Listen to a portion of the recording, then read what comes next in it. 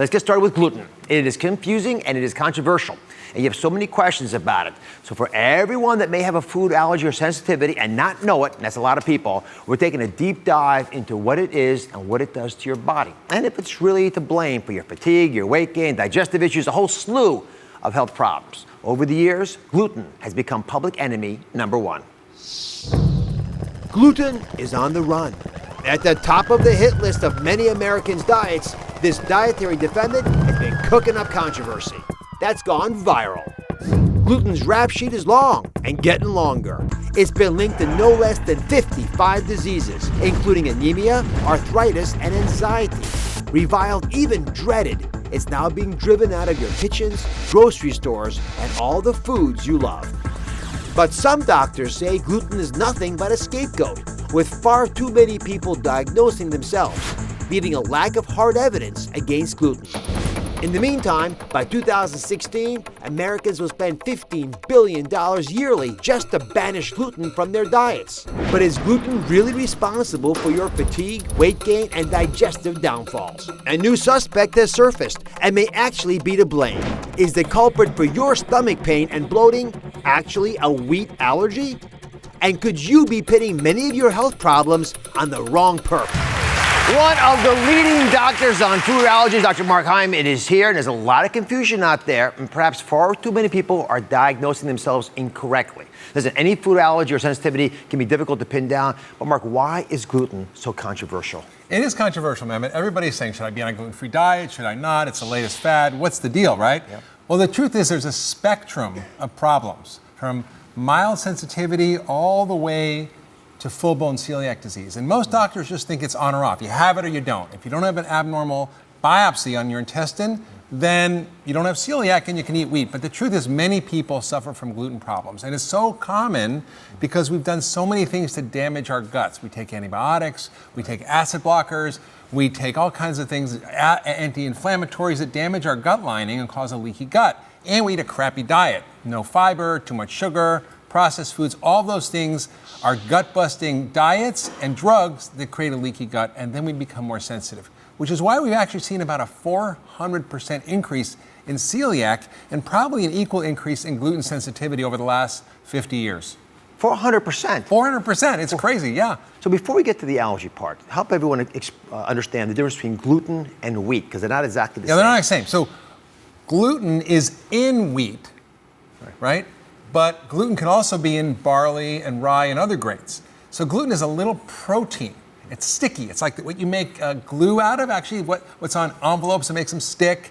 It's in the bread when you knead bread. It's like sticky and Think gluey. about glue. Gluey. Tim. It's like gluey, right? Gluey, right? It's gluey. And so that's actually.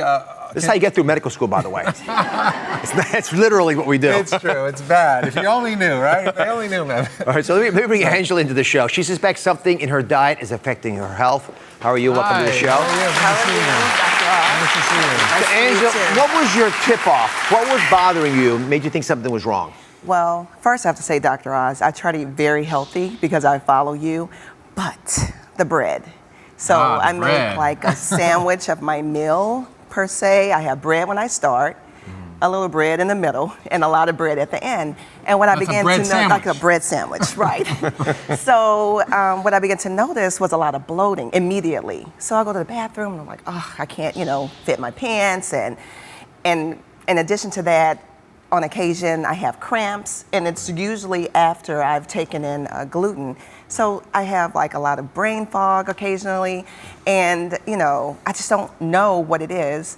You read everything, and it's hard to determine. All right, so what we're going to do right now is walk you through the difference between a wheat allergy and a gluten sensitivity. Okay. And I want to see if you can find yourself in there. By the way, what you're describing, Angela, is all over America. 4 times more of a problem than 2 generations ago. Brain fog and gut problems. It affects a lot of people. So we're going to break that down. Come on over. So Dr. Hyman, I made you 2 high-tech models here. Very beautiful. Yes, this is the best. The black. The absolute best. Exactly. So they're chicly dressed mannequins. Let's start off with wheat allergies. Explain what it is, and then Angela, you take notes to yourself. I went home do the same thing. Is this what you've got? So wheat allergy is a very unique problem. It's like getting a bee sting or a peanut allergy, and you know right away. It's immediate, and it's pretty rare. And you get things like hives, like terrible rashes, hives, itchiness. That's a classic sign. And you can also get trouble with your immune system activating and becoming inflamed, and you can get trouble breathing, wheezing, asthma symptoms, classic allergic allergy symptoms that people get. Congestion in eyes, runny nose, and also digestive symptoms. You can get diarrhea acutely. All these things can happen with a wheat allergy. But that's an acute problem. It's pretty rare, and you know if you have it. Right. So some of these things overlap with what you were saying, Angela. Yeah. And I point that out because before you decide what you got, we want to go over the gluten sensitivity, but remember this a little bit. Right? Especially I think this itchy hives is a big warning sign. People get rashes and just, Okay, now let's go over gluten sensitivity, which is pretty common. Very common. And it's often something that is just not diagnosed. And it can create a whole list of symptoms, right? Including joint pain. Notice this prop joint pain. And this is the worst one, brain fog. And it can cause inflammation, and actually inflammation affects every area of your body. It makes you just feel lousy. It's what I call FLC syndrome, when you feel like crap. And this also can cause weight gain. You know, we used to think that actually gluten issues cause weight loss, but we know now it can cause weight gain because of the inflammation. It creates a whole list of problems. And this may be the one that's most awkward. Gas, bloating, and diarrhea, irritable bowel, constipation, all those things can happen. But you mentioned bloating, and I don't know if you get... I do, yeah. Right. A little flatulence. I mean, right. It makes your brain fog up. Right.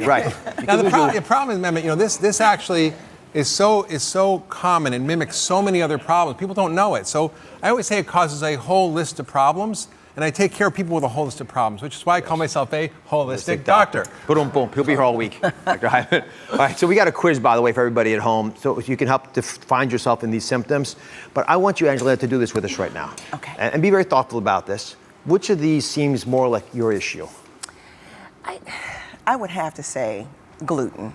Now, there's one more extreme version of gluten sensitivity. It's ugly cousin. It's celiac disease. So that's a bit more extreme. I do think this is what most people actually have, not to scare you all, but this is actually something we can deal with. So what do you think is going on, Mark? And also, let's walk in, if you don't mind, what should people be doing right now at home if they think this is what they got? Yeah, so how do you know? You're suffering, you have these symptoms, you know, you don't feel good, you have this FLC problem going on, right? So what do you do about it? Well, you have to figure it out. And there's really two ways.